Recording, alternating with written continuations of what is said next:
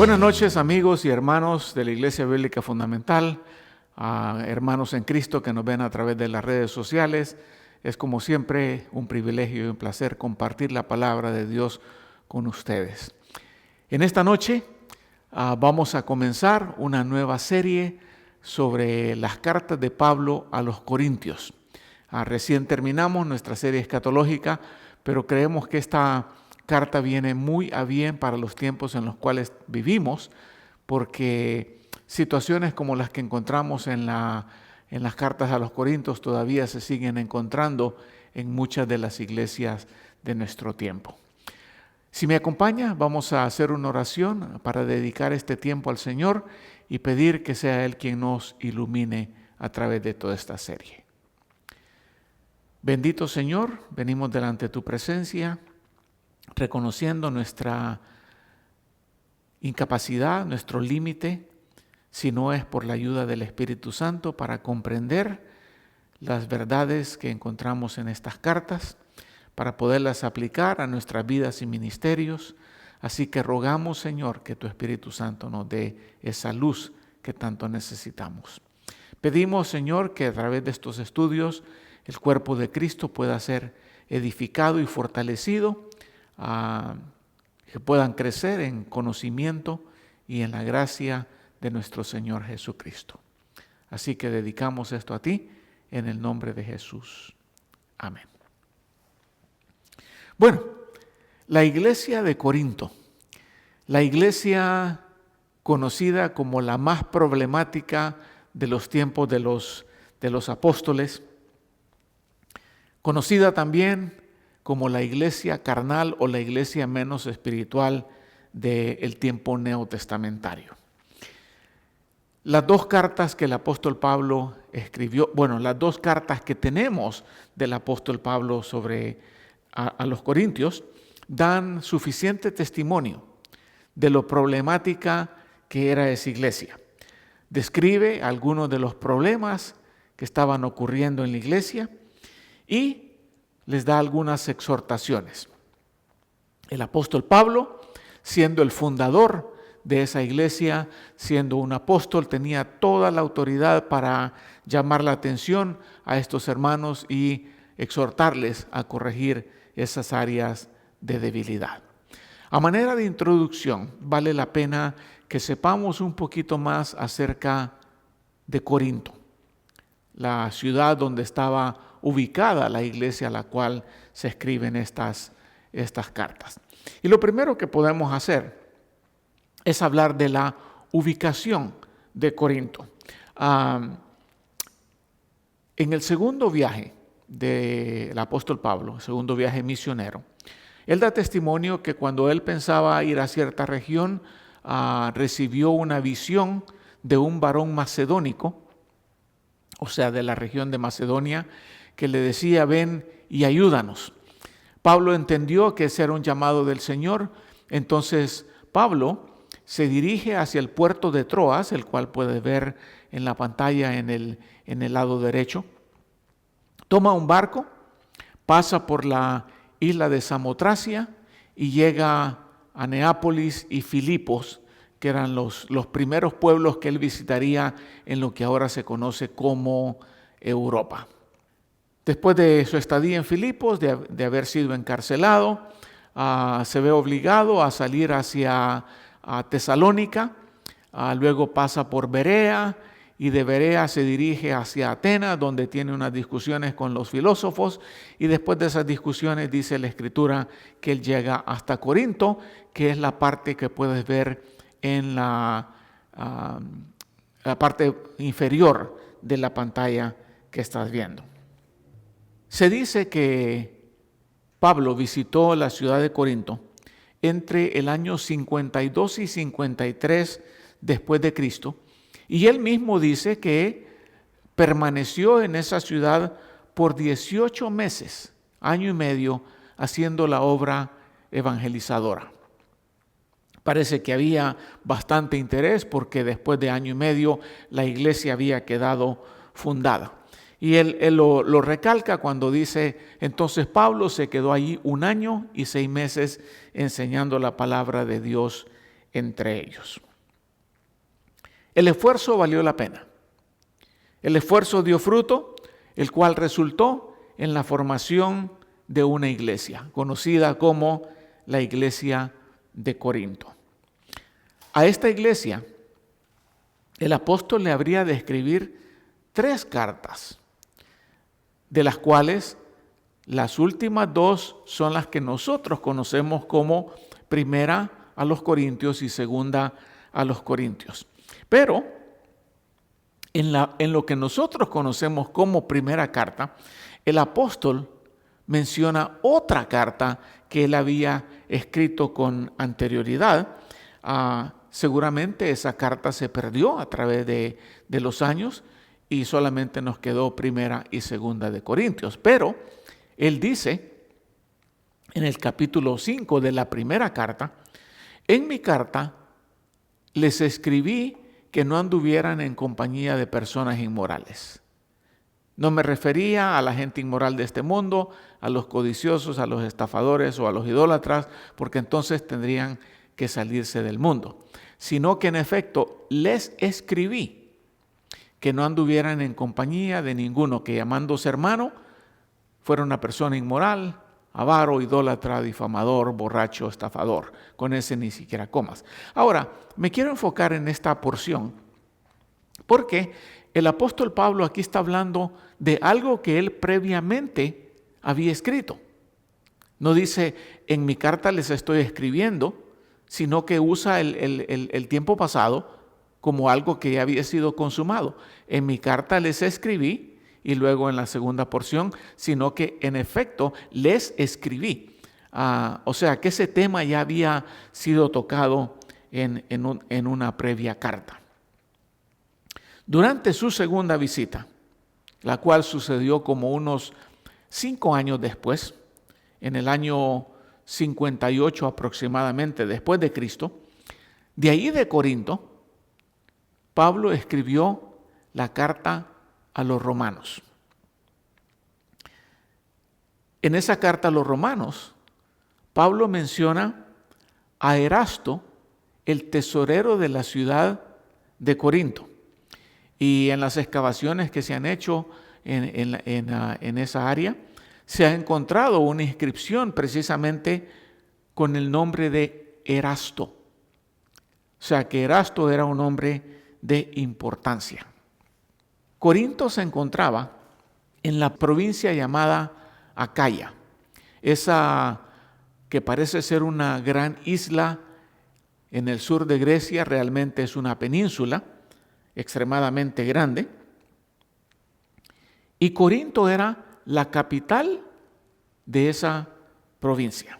Corinto era muy importante. ¿Por qué? Porque Corinto estaba localizada en un punto donde comenzaba o terminaba el canal del Peloponeso. La región es conocida, la península es conocida como la península del Peloponeso. Pero se había construido un canal que, si observas en el mapa, estaba exactamente a la par de Corinto y de Cencrea. El canal se había construido en esa parte más angosta que puedes ver ahí en el mapa, y era un canal que dividía la región del Peloponeso en el sur, de la cual era Acaya, y la región de Hélade en el norte de Corinto, que era donde se encontraba la ciudad de Atenas. Ahora, si hablamos de la condición de Corinto, hablando de condición económica, los barcos mercantes que iban de Roma hacia el oriente y viceversa, preferían usar el canal del Peloponeso para evitar el tener que rodear toda esa región al sur de Corinto, la cual era de aguas peligrosas. Entonces preferían ellos rodear el Peloponeso cruzando el canal del Peloponeso. Al hacer eso, los marineros podían navegar por aguas más calmadas, como lo eran las del Golfo de Corinto, que es la que se encuentra, el golfo que ves a la izquierda en el mapa, junto a Corinto, y el Golfo Sarónico, que es el que ves a la derecha de Cencrea. Entonces, para ir de Roma al oriente y viceversa, en lugar de hacer ese gran recorrido por aguas peligrosas, preferían cruzar el Golfo Sarónico o el de Corinto y cruzar el Peloponeso para llegar a su destino. Como la ciudad de Corinto estaba situada junto al canal, los barcos se detenían en esa ciudad porque probablemente no iban a ver otra ciudad a no ser que se detuvieran en Cencrea. Entonces, eso hacía que la ciudad fuera una ciudad extremadamente comercial, porque los barcos eran mercantes y llevaban y traían mercadería, dejaban, vendían en Corinto. O sea que había mucho comercio en esa ciudad y por lo tanto Corinto era una ciudad económicamente rica. El problema era este, y esto sucede en muchos puertos. Para satisfacer las necesidades de los marineros, la inmoralidad abundaba en Corinto en la forma de prostitución. Como dice el dicho, en cada puerto un amor. Los marineros, después de pasar semanas o meses en el mar, querían saciar sus necesidades fisiológicas y recurrían a la prostitución. Entonces, Corinto era un centro de prostitución. La inmoralidad de la ciudad era conocida y era rampante. Ahí en la ciudad de Corinto existe una explanada rocosa, una parte alta, llamada Acrocorinto. Está en la parte sur de la ciudad, y en Acrocorinto estaba localizado el templo de Afrodita. Afrodita era la diosa del amor, y en ese templo se reunían mujeres para ofrecer sus servicios amorosos, seguramente a muchos de estos marineros, haciéndole honra a su diosa. Era un centro de amor, de prostitución. Pablo le escribe a los Corintios y les dice en el primer capítulo: Pablo, llamado a ser apóstol de Jesucristo por la voluntad de Dios, y Sóstenes, nuestro hermano, a la iglesia de Dios que está en Corinto, a los que han sido santificados en Cristo Jesús, llamados a ser santos, con todos los que en cualquier parte invocan el nombre de nuestro Señor Jesucristo, Señor de ellos y nuestro. Gracia y paz a ustedes de parte de Dios nuestro Padre y del Señor Jesucristo. Lo primero que podemos identificar en estos versos son los remitentes. Aunque muchas de las cartas han sido atribuidas solamente a Pablo, casi siempre Pablo escribía junto con alguno de sus colaboradores. En este caso, los remitentes se identifican. Uno dice Pablo, quien se identifica como apóstol, y el otro, Sóstenes, identificado como hermano en Cristo. Y dice hermano nuestro, diciendo tanto de ustedes como nosotros, probablemente insinuando también, este es de la ciudad de ustedes. Lo cual no es de extrañar. ¿Por qué? Porque Lucas, en el libro de los Hechos, menciona a Sóstenes. Seguramente era el mismo Sóstenes, Y lo menciona en la ocasión cuando los judíos de Corinto se opusieron a las enseñanzas de Pablo, fueron delante del procónsul Galión para acusarlo. Galión no quiso escucharlos, sino que los expulsó del tribunal, y las multitudes de los judíos, enojadas, dice Lucas, que agarraron a Sóstenes, el oficial de la sinagoga, y lo golpearon frente al tribunal. Y Galión no hacía caso de nada de esto. Ahora, recuerda que la costumbre de Pablo era que cuando él llegaba a una ciudad, al primer lugar que se dirigía para predicar el evangelio eran las sinagogas. Porque en las sinagogas era donde estaban los judíos, su pueblo, donde ya había un poco del conocimiento o por lo menos la idea de Dios. Así que él iba a las sinagogas y ahí predicaba.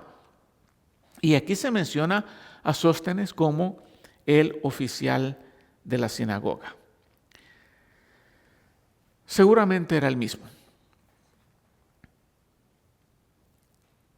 Al identificarse como apóstol de Jesucristo, desde el mero principio, Pablo está de antemano estableciendo su autoridad para los diferentes llamados de atención que les haría en su carta y en la siguiente carta.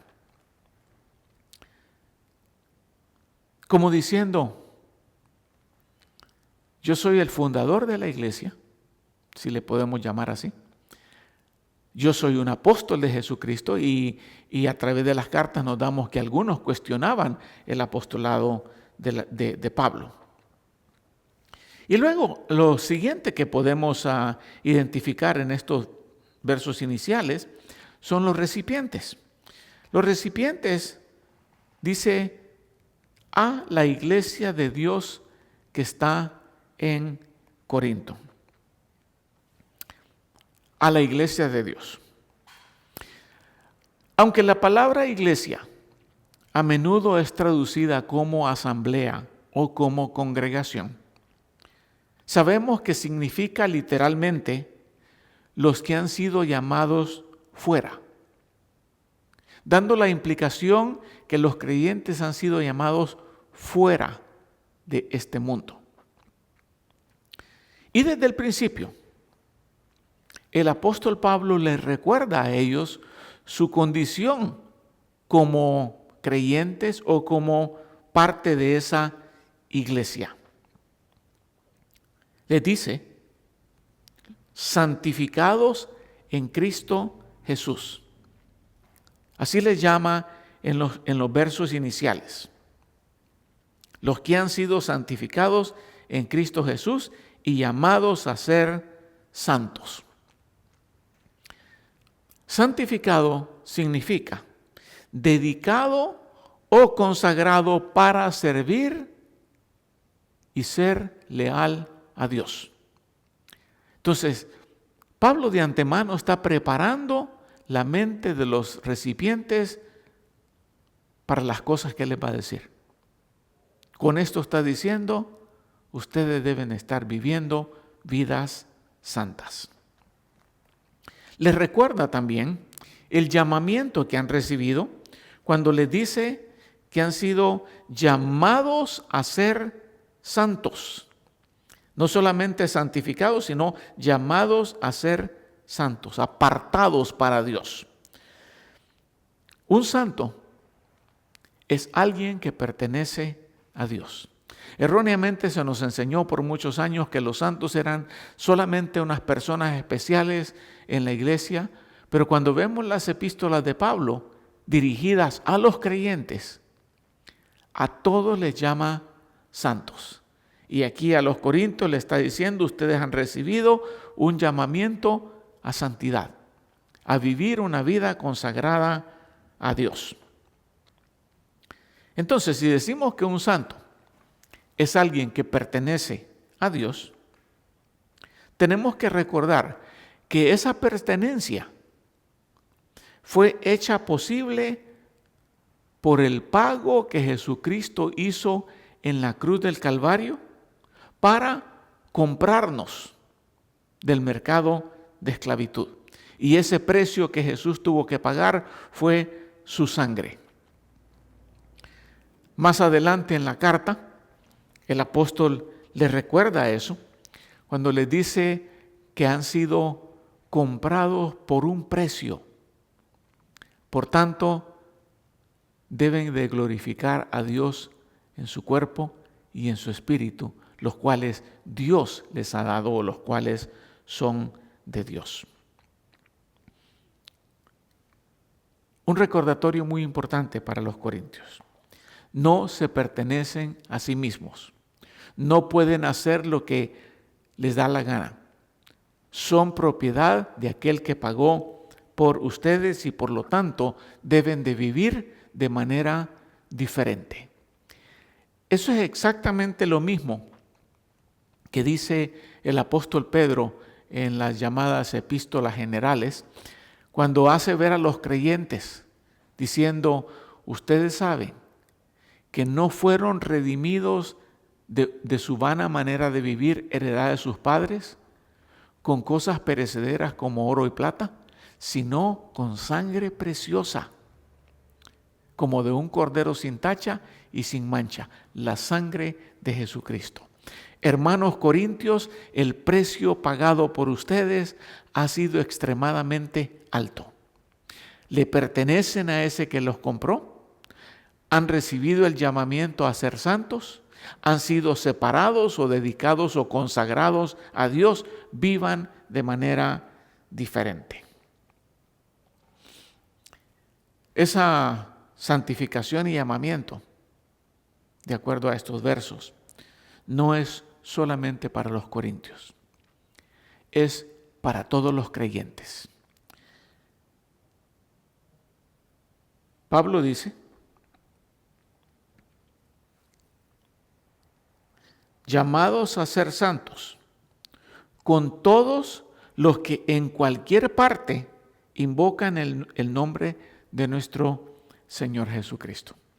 En otras palabras, todos los creyentes han recibido el mismo llamamiento y la misma separación. Luego procede con su saludo. El acostumbrado saludo de Pablo. Gracia y paz a ustedes de parte de Dios, nuestro Padre, y del Señor Jesucristo. Acostumbrado por una razón. Para los judíos, el saludo acostumbrado era y sigue siendo, traigo paz. Que los judíos dicen, Shalom Alech, o simplemente Shalom. Pero Shalom Alech quiere decir, vengo en son de paz o traigo paz. Pero Pablo, como judío, reconociendo que había recibido y experimentado la gracia de Dios, sabía que no puede haber paz si no es por la gracia de Dios. Entonces, eso nos ayuda a entender el saludo de Pablo y a entender las palabras de Pablo a los romanos, cuando les dice, por tanto, habiendo sido justificados por la fe, tenemos paz para con Dios por medio de nuestro Señor Jesucristo. Pablo reconocía esa relación. Entonces, en lugar de decir traigo paz, decía gracia y paz. Pablo había sido Saulo, había sido un hombre extremadamente religioso. Cuando él escribe a los filipenses, describe su religión, fariseo de fariseos, en cuanto a la ley, perseguidor de la iglesia, y etcétera, etcétera. Pero cuando Pablo era judío, o sea, cuando él practicaba la religión judía, esa religión no le había traído paz. Le había traído odio Y ese odio era el que lo impulsaba a perseguir a los cristianos y a meterlos a la cárcel y estar de acuerdo con el asesinato de Esteban. Pero cuando iba camino a Damasco a encarcelar a otros cristianos, sabemos que tuvo su encuentro personal con Cristo. Y en ese momento recibió la gracia de Dios. Y fue entonces cuando Pablo pudo tener paz. Sin la gracia de Dios no puede haber paz. Entonces, les saluda diciendo, gracia y paz a ustedes de parte de Dios nuestro Padre y del Señor Jesucristo. Y luego, el apóstol procede a expresar su agradecimiento por ellos. Dice en el verso 4, siempre doy gracias a mi Dios por ustedes, por la gracia de Dios que les fue dada en Cristo Jesús. Lo primero que agradece a Dios, la salvación que habían recibido los corintios, dando gracias por la obra que Dios había hecho en ellos. Al igual que Pablo, ya ellos habían recibido la gracia de Dios. El Evangelio, el testimonio de Cristo, había sido confirmado. Dice, doy gracias a mi Dios por la gracia que les fue dada en Cristo Jesús, porque en todo esto ustedes fueron enriquecidos en Él, en toda palabra y en todo conocimiento, así como el testimonio acerca de Cristo fue confirmado en ustedes. El testimonio de Cristo confirmado en ustedes. Y aquí la palabra confirmado tiene un significado muy especial. Confirmado es una palabra que significa causar que alguien esté firme o establecido en lo que ha creído. Pablo está dando gracias a Dios de que ve la confirmación de que los hermanos están firmes en la fe que habían tenido. Por lo tanto, los creyentes corintios podían estar seguros de dicha salvación, porque el Señor mismo los había confirmado y los confirmaría hasta el fin, como dice el verso 8. Él también los confirmará, confirmados y a ser confirmados, los confirmará hasta el fin, para que sean irreprensibles en el día de nuestro Señor Jesucristo. O sea, que la seguridad de salvación de los corintios no dependía de la fidelidad de ellos, porque al leer la carta nos damos cuenta que no eran tan fieles, sino que dependía de aquel que les había prometido esa salvación. Dependía de aquel que es fiel para cumplir lo que promete. Y en el verso 9 les dice, fiel es Dios por medio de quien fueron llamados a la comunión con su Hijo Jesucristo nuestro Señor. Insinuando, ustedes no son fieles. Son salvos por la gracia de Dios, porque el que prometió la salvación es fiel. Da gracias también por los dones que Dios les dio. La gracia de Dios que mencionamos anteriormente se manifestaba no solo en su salvación, sino en la abundancia de dones que Dios les había dado. Los dones son conocidos como dones de gracia, o sea, algo que no merecemos. que Dios en su infinita gracia nos concede. Y a los corintios les dice, así como el testimonio acerca de Cristo fue confirmado en ustedes, de manera que nada les falta en ningún don, esperando ansiosamente la revelación de nuestro Señor Jesucristo. O sea que la iglesia de Corinto era una iglesia extremadamente bendecida con dones espirituales. Este verso que tenemos en la pantalla, algunos han tratado de usarlo para afirmar que todos los dones espirituales todavía están activos. O sea que no han cesado ninguno de los dones, que no ha cesado el don de lenguas y los dones milagrosos. Pero el primer problema con tomar esa posición es de que si esto fuera cierto, de que todos los dones están activos, entonces todavía existirían apóstoles y profetas.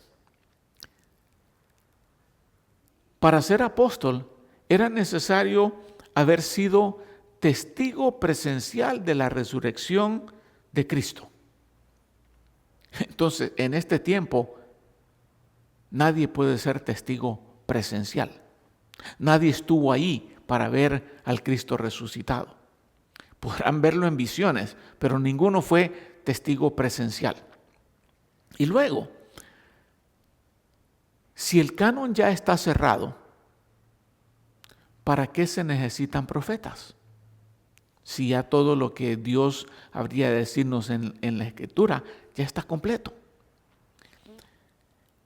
El segundo problema de tomar este verso para afirmar que todos los dones todavía existen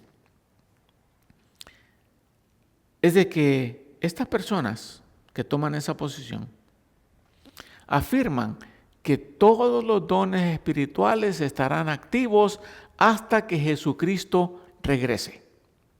Porque dice en este verso, esperando ansiosamente la revelación de nuestro Señor Jesucristo. Pero eso no es lo que dice el pasaje. El pasaje dice claramente, esperando ansiosamente la revelación de nuestro Señor Jesucristo. Aquí está la solución al problema. La palabra griega traducida como revelación en este verso es precisamente la palabra Apocalipsis.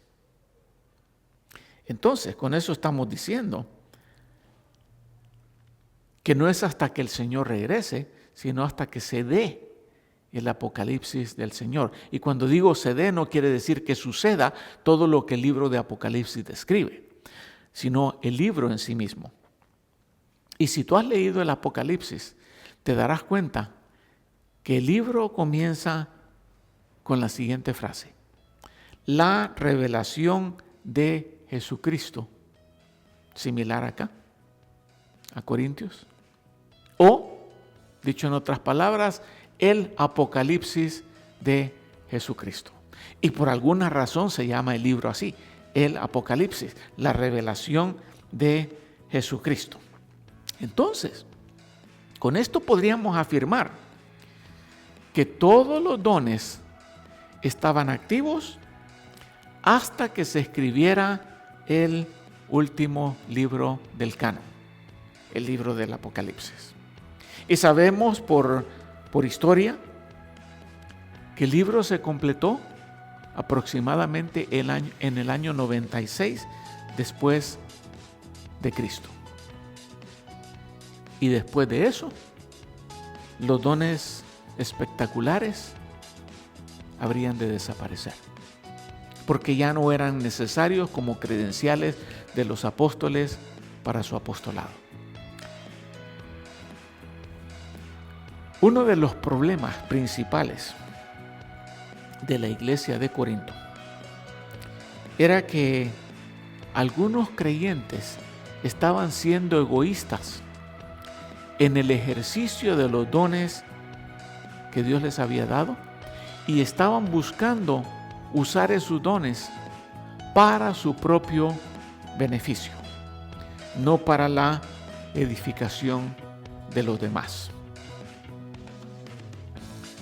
Con esto hemos dado una vista panorámica de cuándo llegó Pablo a Corinto, cómo llegó,